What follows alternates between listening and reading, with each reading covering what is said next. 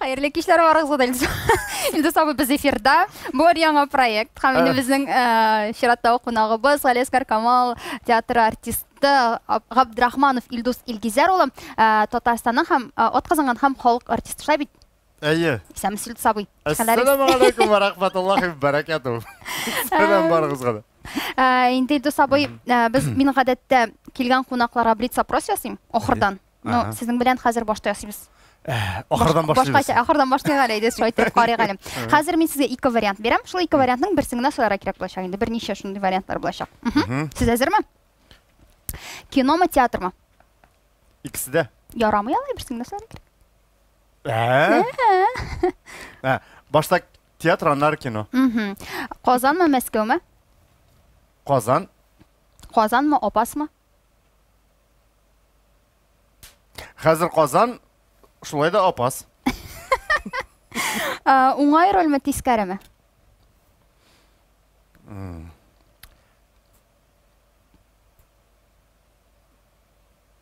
Уңайдан соң тискәре. Ромео һәм Джульетта спектаклендагы Ромеомы, әллә Илгизәр плюс Верадагы Илгизәрме? Башта Ромео иде, аннары Илгизәр. Кайсы күңелегезгә якынрак? Бөтенесе. Аны сорауга мин әйтә алмыйм. Ромео һәм Джульеттамы, әллә Мулламы? Сайларга кирәк берсен Илдус абый. Сайлау юк монда. Алар барысы да бер. Шулай да. Бу берме юкмы түгел, ә менә шулай да берсен сайлап алырга кирәк. Ромео дейик. Ромео һәм Джульетта яисә Бию Пәрия.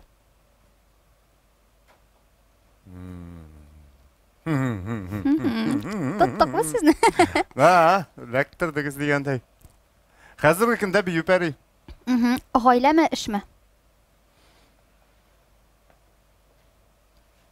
Гаилә. Кече залмы, зур залмы? Мин зурда күнеккән. Җырмы, биюме? Бию. Татар халык биюме, әллә заманча биюме? Заманча татар халык биюе. Судан карышыкты безнең Илдус абый. Хәзер инде комментарийлар биреп алсак та була. Мин кичә безнең афишаны куйганнан соң Инстаграмга миңа бүген иртән бер видео җибәргәннәр. Дусларым инде карап, ул да булса Прорыв киносындагы, Прорыв битеме? Сезнең җаныңны себерим дип бию башлаган. Шушы кисәген генә кисеп җибәргәннәр. Башта аңламадым, аннары гына аңлап алдым. Сез икән сөйләп китегез әле, бу роль каян килеп чыкты? Бу импровизациямы, әллә инде сценарийда ук бар идеме? Юк, бу импровизация. Чөнки анда мине Севастьянов Валерий Иванович дигән безнең Казан операторы, ул бик шәп оператор. Ул тәкъдим итте Мәскәүгә барганда, продюсер сораган безгә кирәк татар малае десантникка дип. Ул мине заманында төшергән иде бер фильмда. Беренче ул Тень Алангасары дип Удмуртиядә төшергән иде. Ул шунда мине тәкъдим итте дә инде. Алар миңа шалтыратып сорадылар фотография җибәрергә. Интернет, ул вакытта интернет авыр иде. Шул театрдан компьютер аша җибәрдек. Ул вакытта телефоннар юк иде, ул бит әле 2000 еллар башы. Шул фотографияны җибәрделәр дә, алар пробасыз дисез, син үттең, менә шул көнне бара шабыз Мәскәүгә киләсең, Мәскәүдән шабыз нигә башта Майкоп, аннары Геленджик булды инде. Шул Майкопка шунда бу 6-нчы рота Псковской дивизии турында фильм булган хәлләрдә чыккан фильм, шуңа багышлап эшләнгән инде. Мин шунда татар десантнигын уйнадым. Съемкалар тукталып торган вакытта, шул анда безнең янда әле массада чын десантниклар да уйныйлар иде. Мин теге тигү тормый торган биюче малай булгач, гел теге анда берәр нәрсә хәрәкәт итеп анда шул җырыйсың инде, җә биеп, җә җырлап, такмаклар, татарча җырлап, анда татарча такмаклар да кирде хәтта. Каюм пой дип миңа продюсер кычкырды. Бу шул минем биегәнне күрделәр дә булар. Әйдә, нишләп әйтмәсен, безнең татар малай бийсен дип әйтте, продюсер да, режиссер да. Шуңа алар теге бу минем импровизацияны шунда кертергә булдылар. Һәм бик удачный булып чыкты минемчә. Әйе, ул бүтән теге интернет буйлап йөрде ул видео, ул вакытта телефонны ик портлар аша бирәйдек әле без ул. Әйе, шул аның теге җаның сыбырын дигәнде. Аны сүз шул кино чыккач миңа киләләр дә сорыйлар. "Ва, син анда сүгендең, ана мәйтәм, гафу, мин алай әйтмәдем.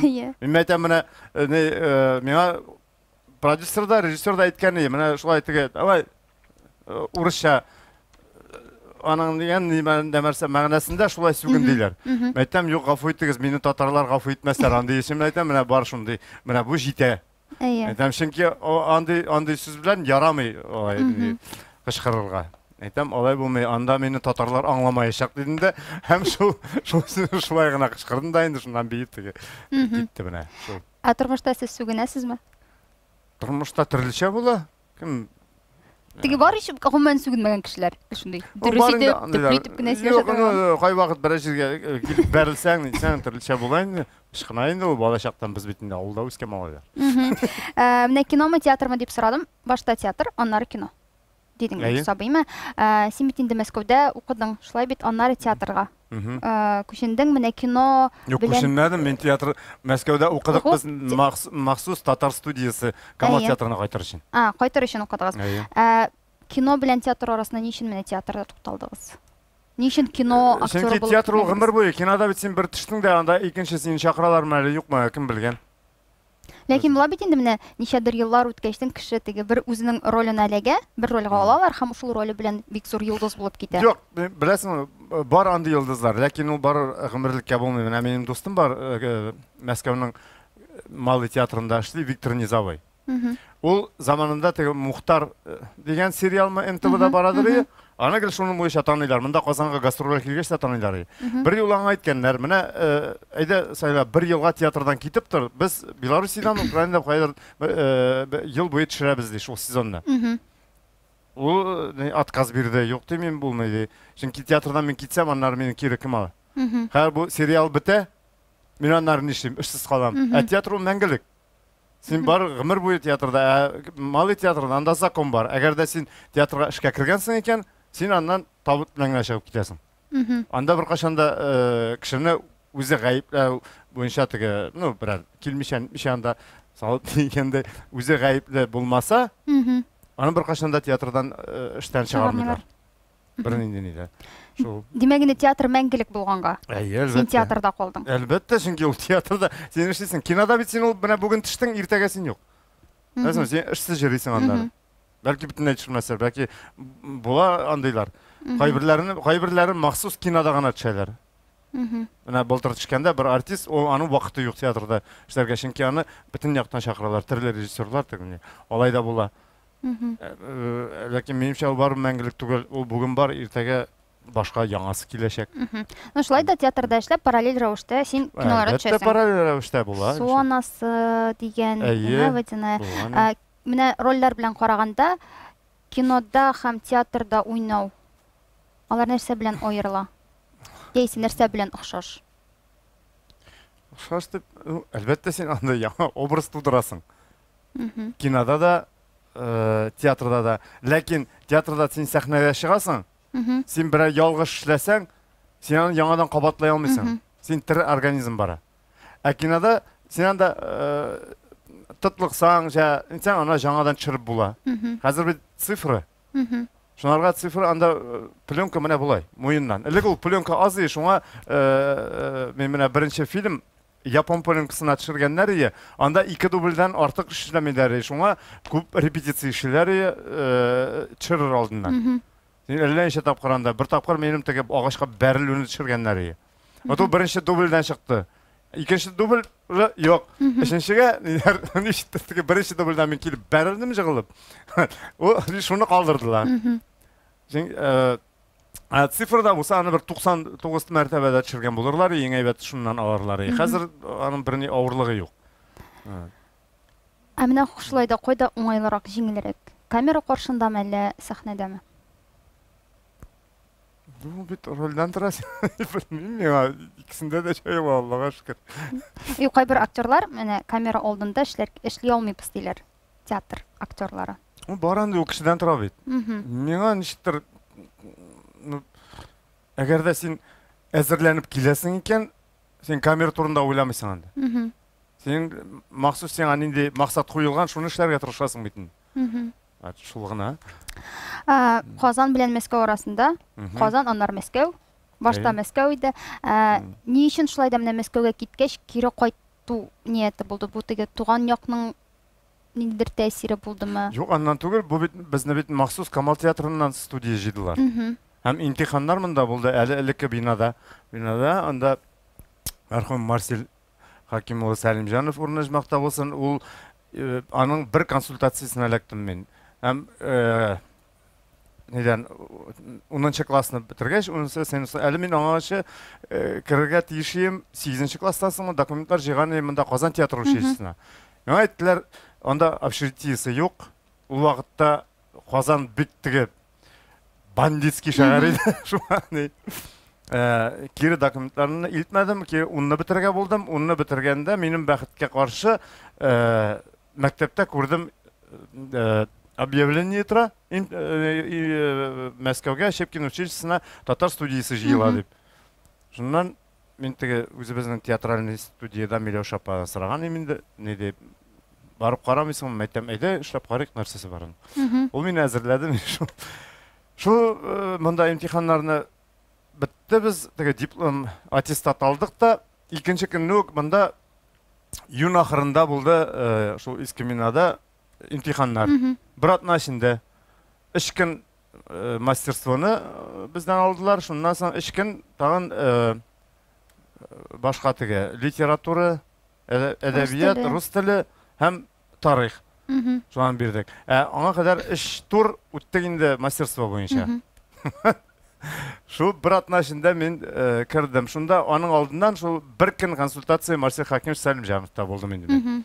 Ул миңа әйтте дә, күрде дә, әйдә шунда әйткән ул вакытта теге мәсәл сөйлә дигән инде миңа. Яңа бер усалрак нәрсәң бармы дип миңа. Мин теге Арслан белән Куян турында сөйли башладым да, ике строкасын сөйләдем дә, теге туктадым, оныттым сүзләрне. Яра бар. Шәмәкән киләрсең. Инде шуннан эш тур. Шуннан киреп киттек инде менә. Аннан шул Мәскәүгә укырга кирдек.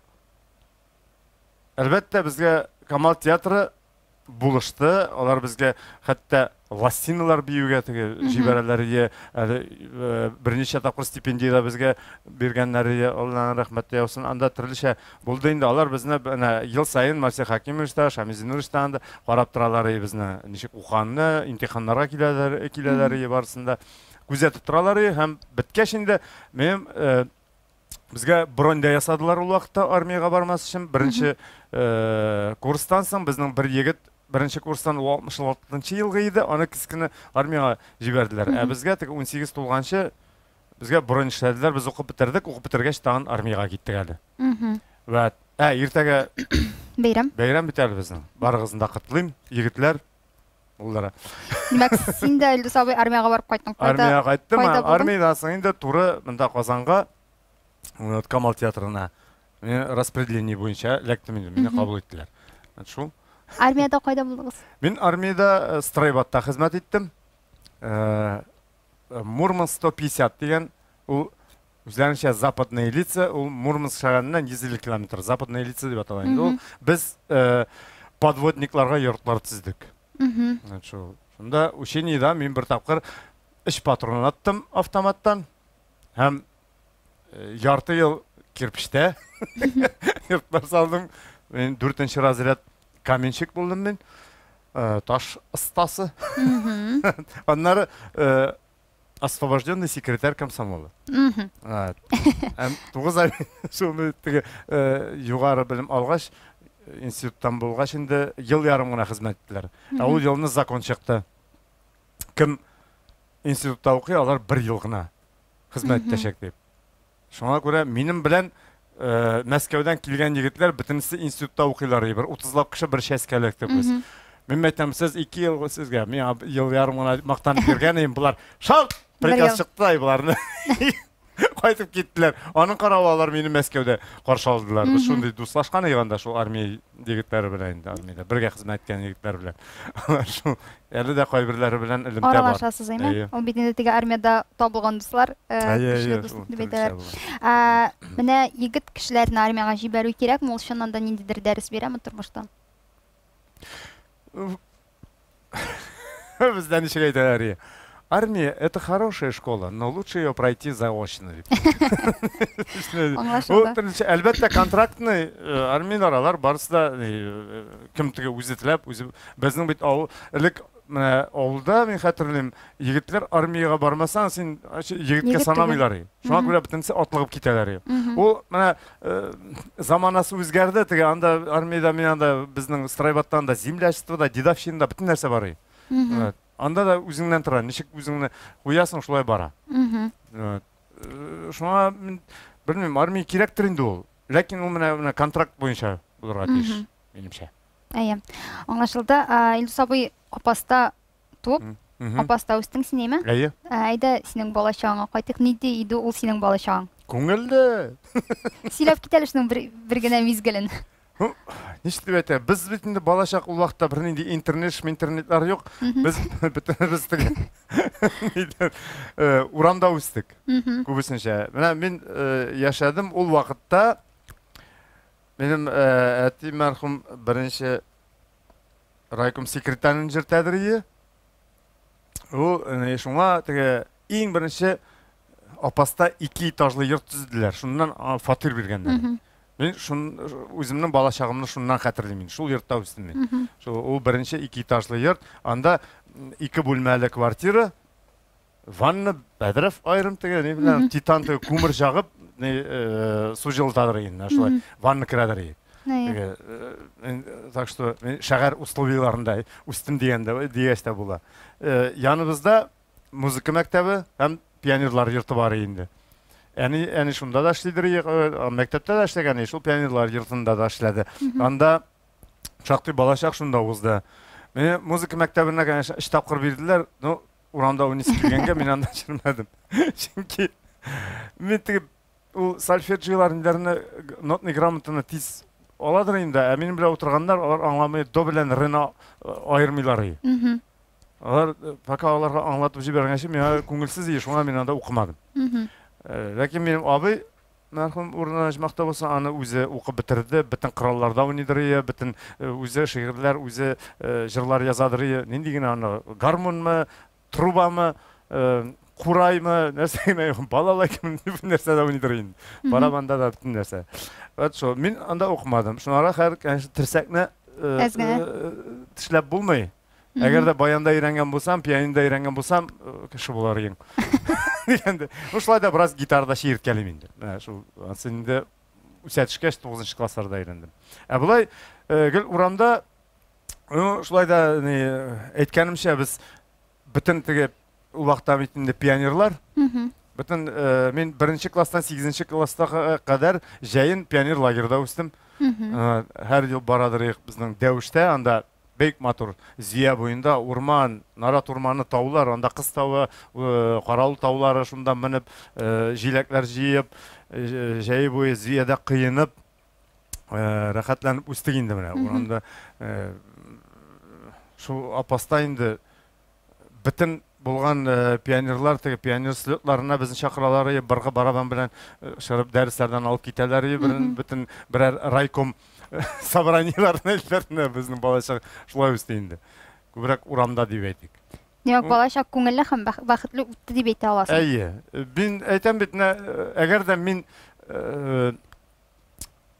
бу театр училищесына кермәгән булсам, безнең теге гадәттә Апастан ишегәндә институтка керә алмыйсың икән, кайтасың, безнең үзебездә СПТУ бар. Шунда шоферга укыйсың да, шунда армиягә китәсең шофер булып. Күбесе шулай эшлидер. Мин дә мәктәп керә алмасам, кире Апаска кайтам. Миңа бер кайда ни, чөнки Апас ул минем өчен теге туган ягым, һәм иң яраткан минем анда дусларда, классташлар бөтен туганнарым бөтенесе шунда бит инде. Шуңа әгәр дә керә алмасам, шунда кайтам дип җиргән идем. Ну минем бәхетемә каршы кіріп шул Мәскәүгә беренче тапкыр Мәскәүне күрдем мин. Шул тагын нәрсә, ни? Сөйтмәкче. Ул теге, benim жиңел аяктан минем бүтән классташларым югары биналарга, институтларга барысы да кирделәр ул елны. Шул булды. Менә музыка мәктәбенә йөрмәдем дисең. Бию белән ничек таныштың син? Бию безнең бию түгәрәкләре бар янда. Шунда җырлыйк, без гел биедерик. Мин теге үзем ништеп әйтим, бала чактан бирле хәрәкәтләнергә ярата идем. Мен ятам, аякны менә башка менә булай куядыр инде. Бала чакта ул теге минем өчен бер нәрсә түгел. Акробатикалар, ниләр без үзебез ни генә кыламыз? Агачтан агачка сикерәдерик без. Бер агачтан кыш көне ул крышага менәсең дә шуннан карга чумадырык. Сальтлар ясап. Ул вакытта менә быел кар шулай булды. Күп кар быел. Безнең бала чакта гел кар шулай иде. Biz нинди генә нәрсәләрне казымыйдырык. Ул теге ясый мәктәптән кайтканда инде ул каратыш, бар сугышлар, ул кызларны аунату карда ул нормаль әйбер. Менә бию пәриенә килгәчтен, спектаклен караганда, мин гомумән театр белән бик таныш кеше түгел. Бу тормышта шулай килдем дә бию пәриенә. Һәм карыйм, нинди яшь актер уйный микән дип. Менә чынлап әйтәм. Аннан соң миңа әйткәчтен, менә Илдус абый дип, мин хәтта ышанмадым. Менә бу яшь калу сире нидә? Хәрәкәттә. Хәрәкәттә бәрәкәт. Юк, менә әлбәттә кызык булды. Берсендә спектакльдән чыгам, Иләнән таттанмы, нәме? Шунда стоянкада машинага барам. Тегендә олы яшьтәге мин, минем яшьтәге, минем замандагы инде яшьләр дип әйтергә була инде. Киләләр дә, син бит Тукай, син бит менә Казан якларында Тукай иде, син белән селфи ясыйгар иде. Яра, ну, әйдә басык ясык. Ишларым балалары килделәр. Бу бит бию пәрие.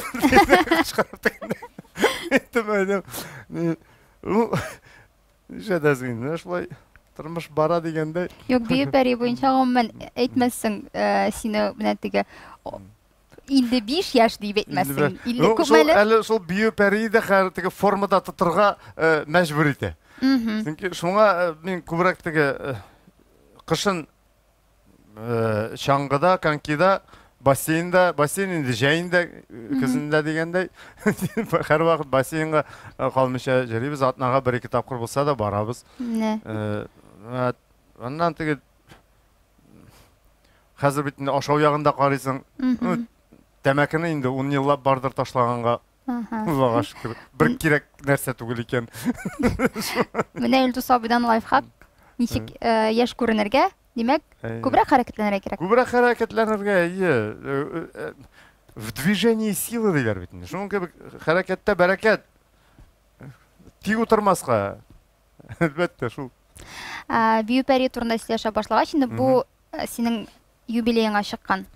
Спектакль юбилейдан ниндидер бер кисәге генә булып, аннары спектакль ясадылар. Ул юбилейга ул бер актлы. Ана Илгизәниев язды, бер актлы, шул төрле безнең биюләр дә бар иде. Шуларны дәреп уларны сюжетка куйды.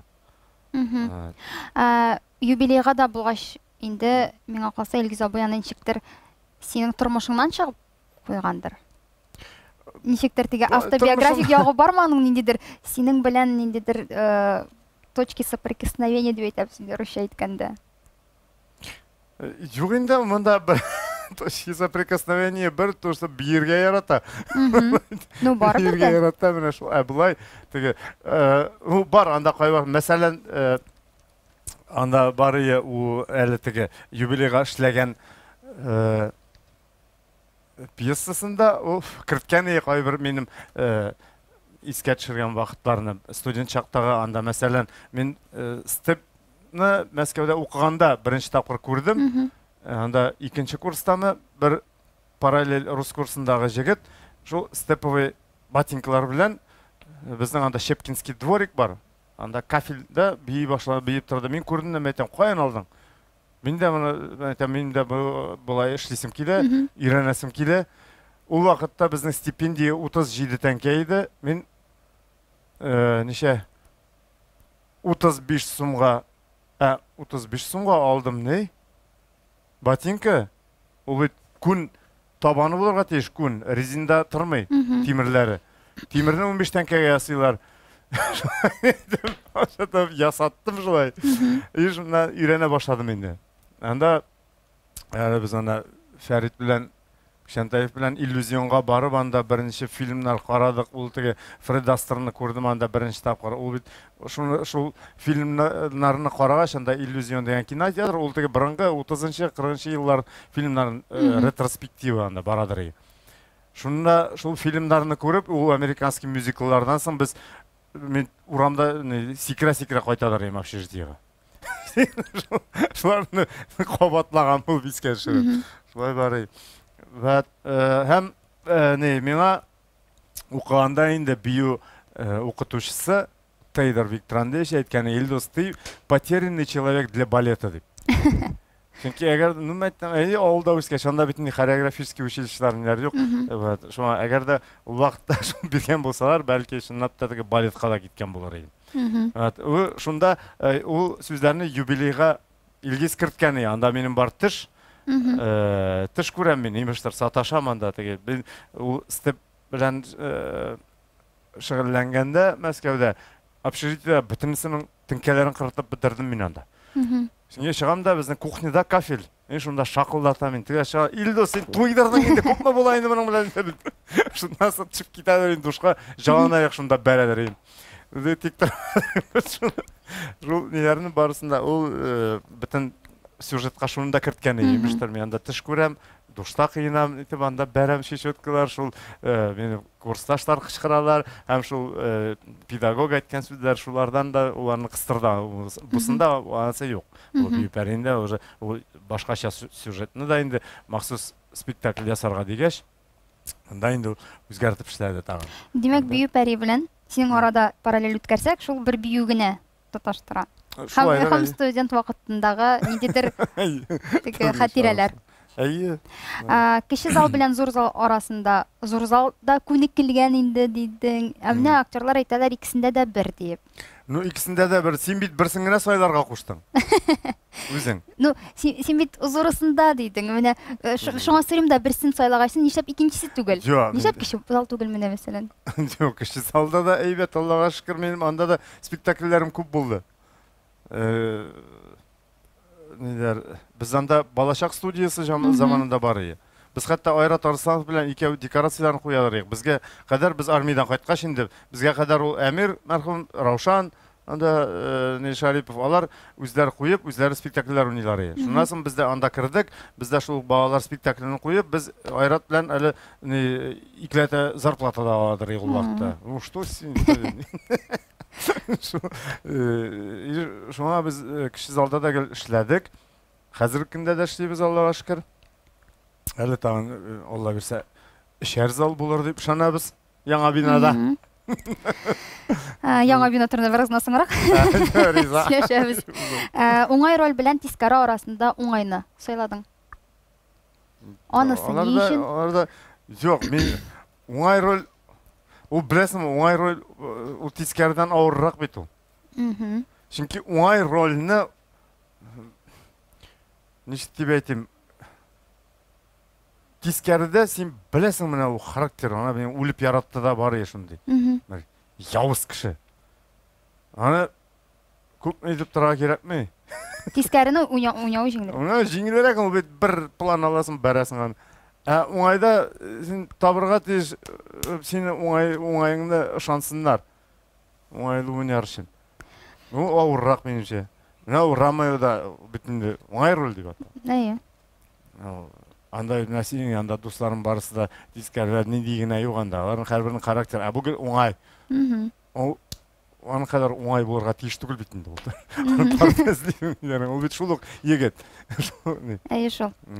Димәк, уңай рольне уйнаганда, менә мәсәлән Ромео примерында алсак әйме, бер үк вакытта яхшы да булырга кирәк, Ромео бит инде ул шундый диге. Әйе, шул ук вакытта ул бит шул ук замана егете. Әйе. Шул ук шулай ук үз дуслары белән йөргән дигәндәй. Ниндир начар әйберләрдә бәлки эшләгән. Әйе, гынахларда булгандыр. Бүтүндө гашык була, ул бит анда җыри, ул башта бит Джульеттаны күргәнче ул башкага гашык булган була бит. Әйе. Интегеп җыри. Розалинда бу. Әйе. Так, гаиләме, эшме дигәчтен? Бик озак уйлап җавап бирдең. Син берсен сайлаган, миңа икесе дә бер алар. Мин бит хатын эштә бергә. Бергә эшлибез. Шуңа безнең гаиләдә бу эштә. Әмнә эштә дә, өйдә дә бергә булгачтан диге бер-берегездән ялку дигән әйбер юкмы? Карау. Юк. Бию бәрендә бит сезнең тормыш иптәшегез куйды биюләрне. Әйе. Барысында. Димәк, ул да бию белән. Юк, барысында куйды. Ләкин без әле теге читтә дә өйрәндек кайберләрен. Ул арны корректировать иткән. Бергә тоташтырып ясады. Син тормыш иптәшең белән кайчан таныштың? Кайда, нинди? 92 елда безгә эшкә килде.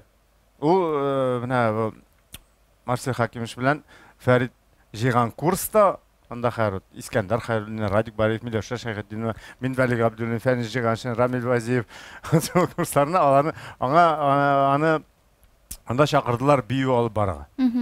Бию дәресен алып барага. Һәм шул вакытта ул теге хореографка укыганга спектакльләргә биюләрдә куйды. Аны Фәрит чакырды үзенең беренче спектакле анда. Беренче түгел инде, чираттагы спектакльгә Сәлимәнең беренче эше булды инде. Без астында дулкын дигән. Шунда без Сәлимә белән беренче тапкыр скамиясендә биегән идек. Шунда гашык булдың. Юк, ул вакытта мин йолдыз идем. Ничек гашык булдың Сәлимә апага? Булай гына кал, Тукайны уйный, Рамайны уйный, синдер замында кызы. Юк инде. Юк. Безнең теге Ничек була ул менә мин кияүгә чыкмаган кыз. Беренче күздән гашык булу дигән нәрсә безнең юк иде. Безнең эш буенча эш дәврендә. Безнең менә әйттем, гаилә эш дәврендә гаилә тупланган сыман булды инде. Менә шул. Менә ничек ул? Теге яшисең, һәм бер вакыт аңлыйсың. Менә бу кеше белән минем үземнең тормышымны бәйлисем килә дигән әйберне. Менә шулай аңлыйсың, әле хәзерге көндә күбрәк тә аңлыйсың. Ялгышмадым дип. Көннән-көн ныграк ярату, ныграк хөрмәт итү. Так, менә хәзер яңа бина турында сөйләшсәк тә була, Галиәскәр Камал театрының. Әйме күптән түгел генә билгеле булды ниһаять, нинди бина булачагы. Моңа ничек карыйсың син һәм ничек карый моңа? Бик шатландым. Ничек беркем шатланмый? Камал театры артисты бөтенесе дә шатлана. Менә беләсеңме? Беренче тапкыр ишеткәч төрлечә уйлар бар иде. Менә шушы проект җиңеп чыккач. Мин хәзер ия кайтканда, мин шушы Кайымнасыйда торам. Әйе. Ия кайтканда шул якка гел карыйм. Хәзер минем иште менә шул проект җиңгәннән соң, бу япон проекты җиңгәннән соң минем канатларым үсеп китте. Минем тагын да яшь булып җырлыйсым килә әле. Чөнки шул бинада да күбрәк эшләп каласы килә. Ул чөнки бу бина, бу событие гына түгел. Менчә бу анда ничек кенә әйтмәсеннәр, бу глобаль событие бу театр өчен. Мондай башка мин исем китмәде, ләкин менә бу җиңеп чыккач мин шак каттым, әйтәм, Аллага шөкер. Ходай Тәгалә бар икән, әйтәм. Так, әйдәгез менә бу урында тагын менә тукталып алыйк. Галиәскәр Камал театры артистлары гомумән тавыш бирделәрме? Шушы бина булсын өчен. Менә андый әйбер булдымы? Юк, мин тавыш бирмәдем, чөнки мин жюрида да, эксперт проектында да юк идем. Аның өчен бар специалистлар. Фәрит абый мәсәлән, име? Алар бит. Алар һәрхәлдә мәсәлән әйттеләр, алар бит инде анда сайлыйлар, төрле безнең минемчә театрның артистлары анда Ринат Таҗдинов, Искәндәр Хәйруллиннәр, алар бит инде тәҗрибәле, акыллы егетләр. Шуңа күрә мин аларның киңәш, аларның уйлары белән тулысынча килештем. Аннан соң менә бу сәхнә кабул итмәү дигән әйбер барымы? Диләр. Ничек сәхнә кабул? Сәхнә кабул итми инде. Менә без сиңа кадәр килгән Алмаз белән дә сөйләшкәнек, куркыта менә сәхнә кабул итмәс анда дип. Белмим. Минемчә бик кабул итәр. Бернинди курку юк. Бу бит беләсеңме, шуның кадәр эшләнгән. Аның теге тышкы ягы, мондай эшләр нидер, менә шулардан куркалар. Аның ички ягын белмисез. Ички ягының. Аның әйбез карадык. Махсус эшләнә артистлар өчен, беләсезме? Ну, бу бина бит инде үзебезнеке. Бу бина, хәмисен аңлатам. Бу бина төзелгәч, әмма бик күп кенә нишләп иске бинадан киттегез, нишләп калдырдыгыз дип әйткәннәр. Бик бу нәрсә инде, бу трамплин, бу нинди элеватор дип. Камал театры үзенең миллилеген һәм үзенең йөрәген анда кертеп утыртты. Һәм шулай ук тегендә дә үзенең йөрәген калдырмаячак, үзенең миллилеге аны бөтен нәрсә булачак. Беләсеңме? Камал театры ул бер. Ул бер кашан да ике була алмый. Ул нидә ул төрле якка таралырга мөмкин. Әмма. Ләкин ул һәр вакыт җыела. Һәм бу бинада да ул үзенең миллилеге дә була аның. Бөтен тарихын да бер кашан да югалтмаячак. Бу бинаны да ул күтәрәчәк зур бик күккәләргә яшьте. Монда курыкмаска кирәк. Бу да бит инде. Татар инде курка яңалык итәм менә. Без инде искелек булдыклар. Бу белән әйтеп торам бит, мен үзем бу проект җиңгәч мин канатланып киттем. Шаккатта мен уже анда эшлисе килә менә. Яңа слушатель. Чөнки анда артистларга да эшләнгән траклар ниләр, гримеркалар барысы да уйланган. Безнең монда гримеркалар менә булай басасың, менә монда тәрәзә төбе. Монда тәрәзә төбе. Менә бер куясың. Яктылык кая? Бу бит нәрсә инде? Аннан монда репетициялар залы булачак. Репетицияларга зал. Син көне төне буе анда булырга мөмкин. Эшләргә. Беләсеңме? Монда бит менә кич белән спектакль уйнарга кирәк. Репетиция кая эшләр? Монда зал юк репетиция өчен. Анда булачак махсус репетициялар, махсус биюләр өчен, махсус станоклар, тәрәзәле, көзгеле заллар булачак, Алла бирсә, Алла бирсә. İnşallah. Матса синең өчен махсус. Инде. Көзгеләр. Биючеләр өчен. Сәлимә белән син генә буласың инде анда. Булар Алла бирсә, безнең яшьләр Аллага шөкер биюләр, бию пәриендә күрдең. Анда бер кая чакырылып китергән артистлар юк анда. Биючеләр юк, барысы да үзебезнең артистлар. Юк, шуны да әйтеп үтәргә кирәк. Бию пәрие ул Камал театрындагы иң яраткан спектакльләремнең берсе. Мин аны һәрвакыт икенче урынга куям. Беренче урында башкасы, икенче урында бию пәрие. Беренче урында FM? Юк. FM гашык итә алмады. Юк, Хушаулым. Хушаулым. Мин бик авыл җанлы кеше буларак, менә ул спектакльне каранысын бик гашык булдым. Безнең начар спектакльләр юк. Юк, мин анлыктан түгел, ул бит барыбер ниндидер фаворитлар булырга тиеш. Яратып карый торган. Минем заманында Бишура спектакль театрга килгәч, мин Бишура ул минем өчен беренче спектакль. Бишура анда Камил Камал мәрхүм Фәритнең диплом спектакле иде. Мин килдем, мен шок каттым анда. Мин һәрбер спектакльне карап утыра торам шунда. Менә мин дә шулай карап утырга риза кайбер спектакльләрне. Сез китәсез гастрольгә Яршалы шәһәренә. Алла бирсә, Яршалы шәһәрендә мин бүтән туганнар барысына да билет алдырттым. Алла бирсә. Бер теге эпизодында чыгып әйтсәгез була.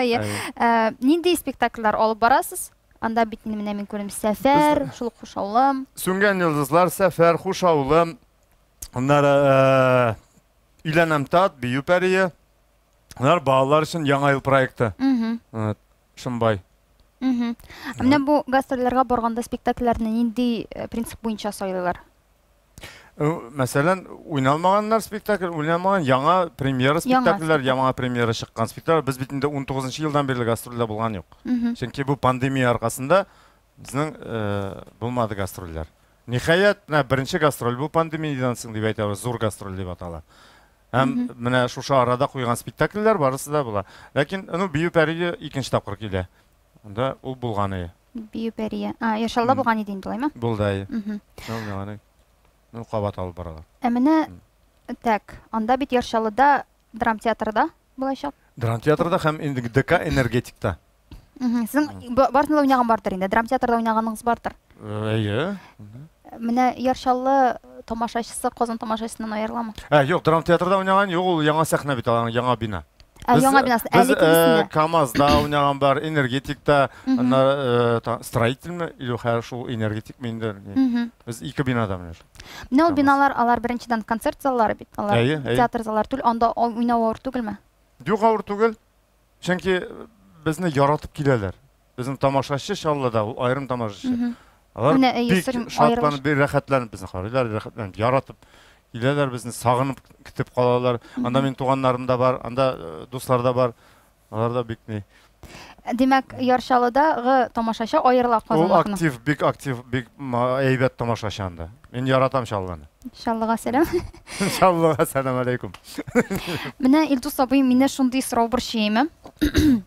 Мин бик спектакльләр карга яратмыйм. Ни өчен? Бу спектакльләр һәм театрдан тормый, актерлардан да тормый, ә менә тамашачыдан тора.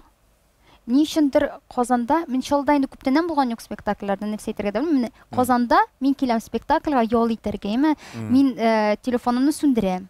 Мин бер кайчанда театр вакытында, спектакль вакытында сөйләшеп утырмыйм. Үзем генә барга яратам, беркем дә мине отвлекать итмәсен нишләмә.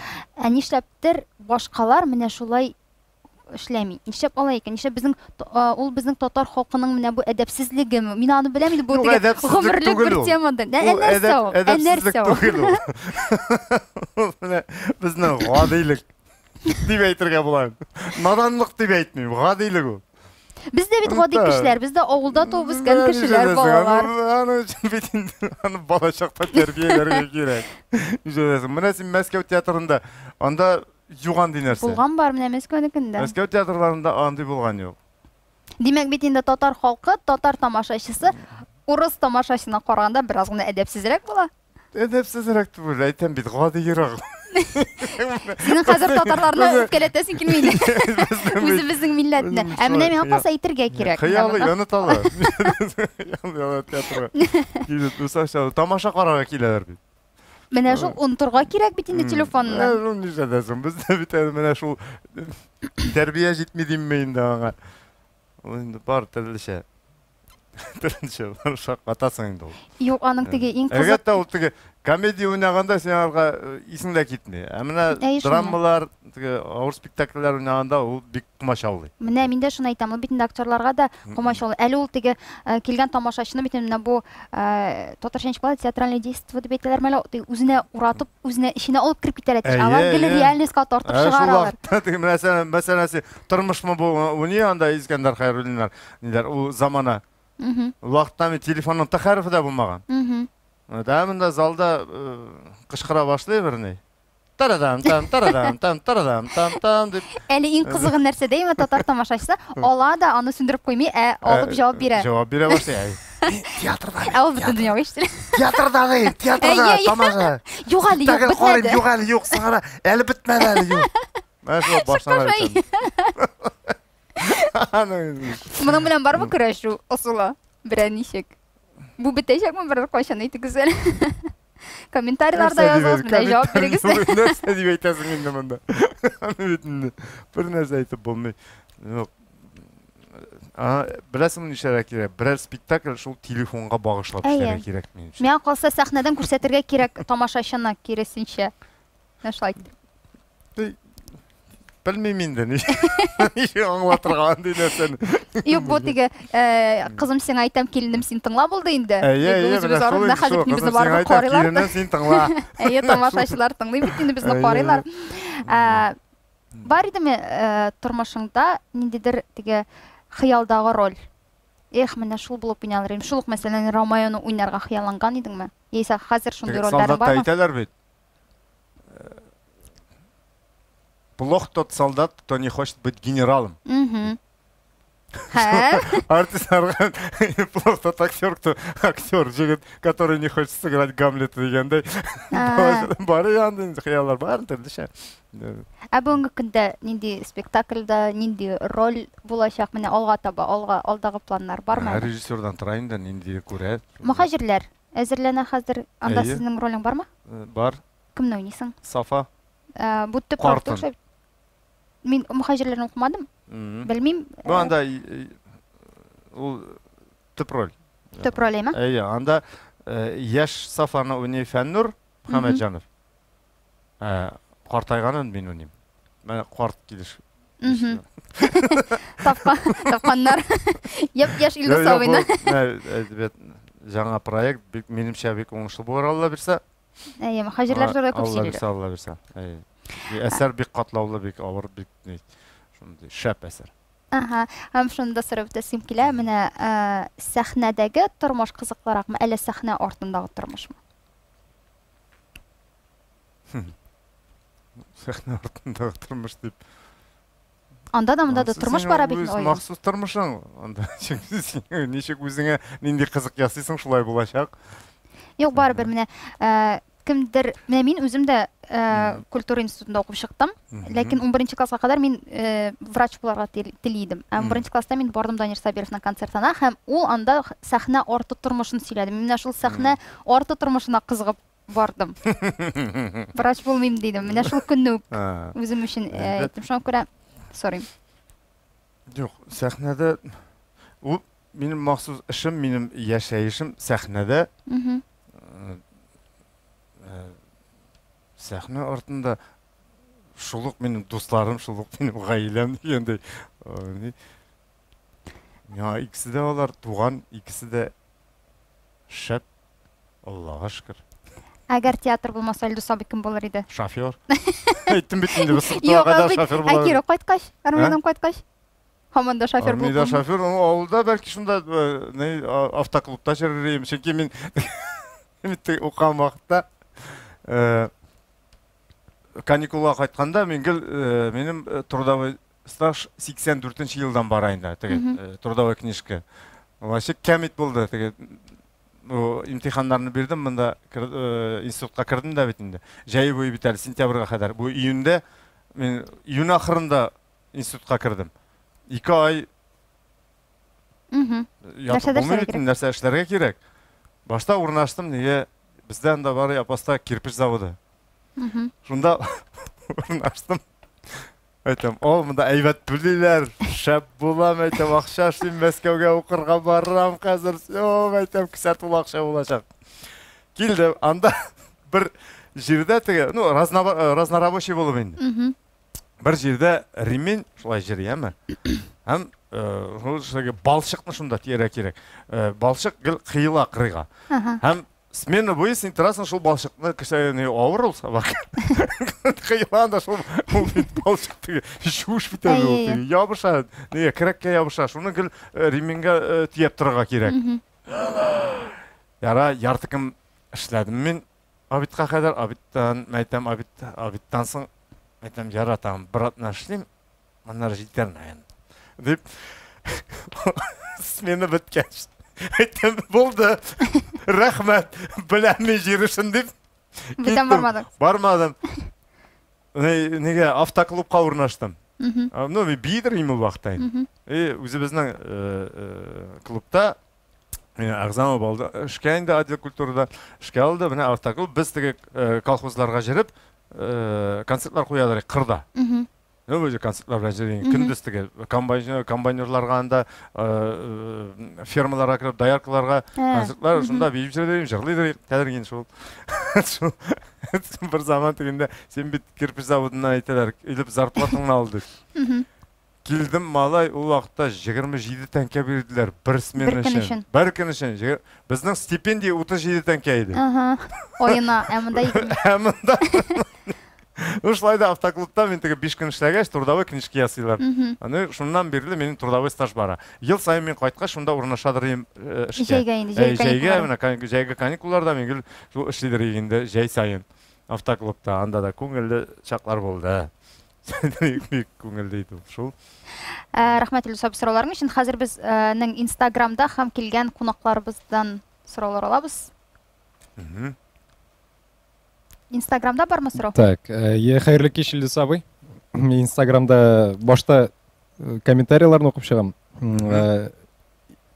Динә Закировадан шуны комментарий: Илдус абыйны чиксез хөрмәт итәбез, сезгә карап үрнәк алабыз, сез позитив таратучы, сәламәтлек телибез дигән. Рәхмәт Динә. Һәм шулай ук Тасмия дигән аккаунттан Камал театр артистларына иҗади уңышлар теләп калабыз. Һәм сорау мондый: Зөлфия 86 дигән аккаунттан. Илдус әфәнде, Камал театры белән туган якларга гастрольләр көтелмиме? Һәм рәхмәт дигән.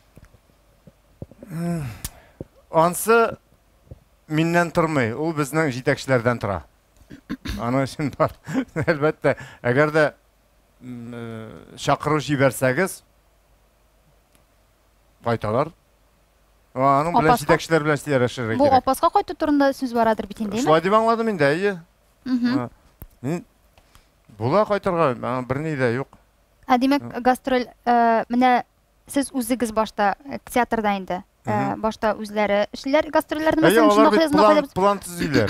Әйе. Һәм аннан соң әле инде районнар сезне шакыру белән Белмим, менә элек без 90-нчы елларда, 2000-нчы еллар башында анда біз ел сайын теге отпускка чыгар алдыннан авылларга җирдерик спектакльләр белән бер спектакль, берничә спектакль төрле районнарга җирдерик. Хәзер бит шундый замана, әмма хәзер юллар бар, машиналар бар, килде кишен үздә килеп китә алалар. Һәм бу алай авылдан авылга җире ул беренчедән мәгънәсе түгел, бик мәгънәле әлбәттә җиргә кирәк. Мин беркайчан да андый нәрсәне әйтмим. Ул хәзерге замана буенча ул акчага бәйле бит әле. Аның бит транспортировка, декорация ташу, ул бик кыйбатка төшә. Безгә җиңелрәк монда сезонны уйнарга. Шулай да бит инде бар менә шул Актаныш якларына китсәк, аннан бит инде килеп карый алмыйлар кешеләр. Барын ансы әйтеп торам, бу сорау җитәкчеләргә бирергә кирәк. Ярар. Мин андый эштә катнашмыйм. Чөнки мин секретарь комсомолы булып та армиядә бөтен частьне развалил. Худшая часть Север военморстроя дип. Илсабый, тагын соравыбыз бар безнең. Тамаш. Барыгызга да хәерле кичләр. Минем шундый соравым бар. Менә спектакльләр куела һәм күпмедер вакыттан соң репертуардан чыгып кала бит инде. Хәзер менә шундый бер көн килеп чыгып, менә шушы спектакль кайта дисәләр, сез кайсы спектакльне сойлар идегез? Һәм ни өчен? Менә иң яраткан спектакль дип әйтим инде. Төшеп калган иң яраткан спектакль. Кире кайта менә, кайсын сойлар идегез икән? Сойлап тормасым, чөнки аның өчен мин анда эшләдем, ул минем йөрәгем анда салынды. Хәзерге мин аны кире шул замана мин ул вакытта нинди яшәйм дә, мәсәлән. Ул минем яшьлегемә туры килмәячәк. Чөнки аны яңадан әгәр дә шул ук рольне уйна дисәләр, ничә ул дөрес булмый. Аның өчен бар яшьләр. Без шулай Казан егетләрен икенче тапкыр эшләгән идек, булган янды мәсәлә. Яңа артистлар, яңаша декорация, яңа җырларны яңартып, шул ук җырларны аранжировкалар, яңа биюләр кертеп эшләдек берничә сезон. Әйбәт барды ул. Анда мин шул ук Тукайны уйнадым. Башта булырга тиеш идем, мин уже анда Альфредны уйнарга тиеш идем, ләкин кире Тукайга куйдылар. Булданды, ул вакытта әле аерма күп узмаган иде. Без аны теге Казан егетләрен төшерделәр, 2 елдан соң яңадан куйдык. Хәзер мәсәлән Тукайны уйнап дисәләр инде гафу итегез, нәрсә инде бу. Сезгә хәзер дә килешә иде бу роль. Ромеоны да хәзер Ромеоның атасын уйнарга гына була. Рәхмәт. Тагын сорау бар Инстаграмнан. Әлбәттә, капустник өчен эшләсәләр була. Так, Инстаграмнан шундый сорау, Заки Резида дигән аккаунттан исәмсез сезнең иң яраткан ролегез дигән, һәм Алия Бадикова иҗади уңышлар, юлдаш булсын, без сезне яратабыз дигән. Рәхмәт.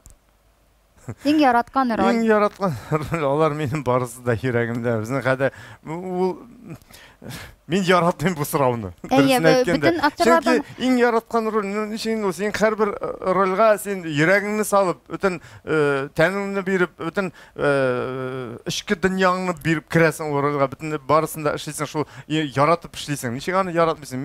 Бөтен рольләр, хәтта ул эпизодик роль массада чыгасыңмы син анда? Син эшләргә тиеш, ул синең төп эшең. Син шуның өчен теге без кләбез инде заявление биреп кирдең эшлә дигәндә.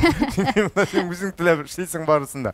Сиңа андан сиңа режиссер бирә икән рольне, син аны һәр хәлдән начармы юкмы бару син аңа бөтен кешеңне туплап бүтін хисләреңне шунда кертеп барысында эшләргә тиеш. Яратып, һәрберсен. Яратып, һәрберсен яратып. Андый нәрсә юк минем бүтән салар минем яраткан рольләрем. Минем иң яраткан ролем ул минем уйналмаган ролем. Алай да әйтергә була. Киләчәктә. Тагын бер сорау. Сорау түгел. Монда YouTube'та язган Гөлчәчәк Мингазова, Минхаҗевлар гаиләсеннән бик зур сәлам. Сәлимә апа белән сау, сәламәт эшләп йөрегез дигән. Амин, рәхмәт. Барыбызга да сәламәтлек булсын. Шу сәламәтлектән Ходай айырмасын. Сәламәтлек булса барысы да була. Илдус абыйдан инде тамашачыларга минем шундый бер мөрәҗәгатым бар. Тамашачыларга, безне караган яшь тамашачыларга нәрсә әйтер идегез? Яшь егетләргә, яшь кызларга. Яшь егетләргә, яшь кызларга хәрәкәттә булыгыз. Яшь булыгыз. Яшь булыгыз. Тырышыгыз, эшләгез. Юк-барга вакытыгызны уздырмагыз. Һәр вакыт бүтән әйбәт нәрсә белән кулланып калырга тырышыгыз. Яшьлек ул тиз үтә. Җин юк-барга үзегезне юк-барга әрәм итмәгез. Тырышыгыз алырга. Чөнки ул менә минем әйтәм бит заманында булды, менә хәзер терсәкне тешләп булмый. Кәрдәсен мәсән алып калмасаң, аннары сиңа ул файда гына булачак. Безнең әйткәннәре укыганда рус педагоглар первые 2 курса ты работаешь на авторитет. Следующие 2 курса авторитет работает на тебя. Шуның кебек авторитетны туплагыз. Шушы матур теләкләрдә инде без Илдус абый белән саубуллашабыз. Илдус абый сезгә иҗади уңышлар. Яңа бинада, яңа рольләрдә, яңа спектакльләрдә уйнарга ясын. Тагын озак күп еллар һәм инде исән сагына яшәле шәһәренә барып кайтыгыз. Туганнарга сәлам итегез. Бик зур рәхмәт. Амин. Барыгызга исән сау булыгыз. Бай-бай. Рәхмәт.